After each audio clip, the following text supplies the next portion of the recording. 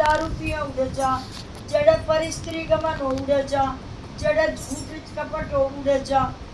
बोले जी सारे काम ही तो खराब बता दिए, एक तो अच्छा बता दे। बोले सोने में भी जा सकते। आज का कलयुग राजा परीक्षित के सिर पर बैठ गया, क्योंकि मुकुट सोने का था।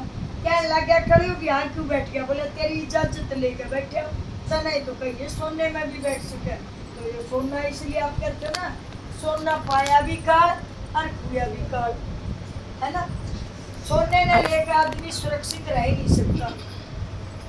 अब जैसे ही सिर पे बैठ गया तो बुद्धि राजा की भ्रष्ट हो गई और प्यास लगी। प्यास लगी तो गया आश्रम दिखा, एक कुटिया में महाराज जी बैठे थे, सभी ऋषि। कहने लगे बोला पानी पिला दे। राजा वाली तड़ी मारी, पानी पिला दे। अब राजा तो वो ऋषि तो अपनी समाधि में लीन थे, ना पिया पानी, वो अपने ध्यान मगन हो रहे थे। एक मरा और सांप था, वो गल में गाल दिया, बुद्धि भ्रष्ट हो गई। उसका लड़का आया, उसके लड़के ने आकर देखा, भाई मेरे बाबू के गले में सांप की ने गाल दिया। अब पता लगाया भाई की ने, बोला भाई ये राजा परीक्षित ने गाल दिया। कहे करने तो मेरा सांप गले में गल रहा है ना।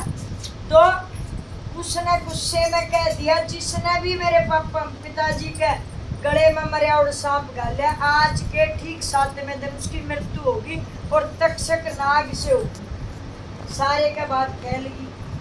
अब राजा ने तो बड़ी चिंता हुई, भैया हो गया। घर आकर मुकुट उतारा, जब होश में हो गया, बेरा पटा, शराब लग गया। बोला कैसे लग गया? बोला आपने नुन्नू करा। बोला मेरी बुद्धि भ्रष्ट होगी। हम भी तो कई बार पछताए, बोली मेरी बुद्धि भ्रष्ट होगी, फिर मन योग कर दिया।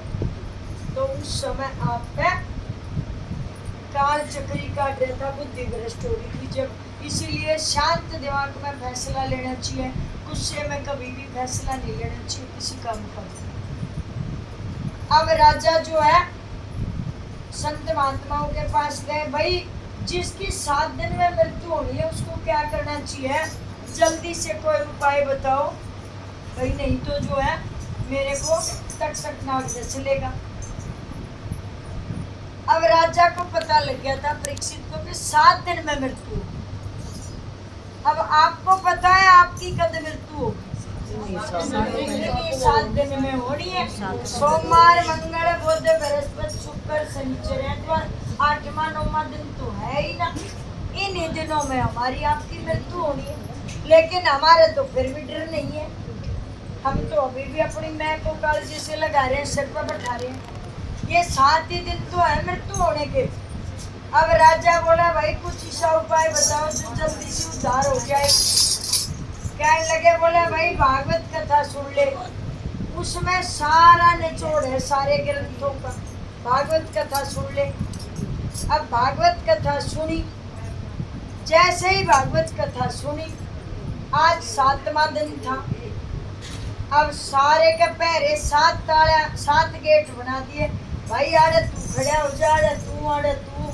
अरे बोला सांप ने जान मत दियो, सांप ने जान मत दियो, परीक्षित हो रहे। अब सांप को भक्तो बोल लो, अच्छा चाय आ गई अब तो। चलो कोई नहीं, यहाँ पर हमसे चाय पियो, बताते हैं बाद में।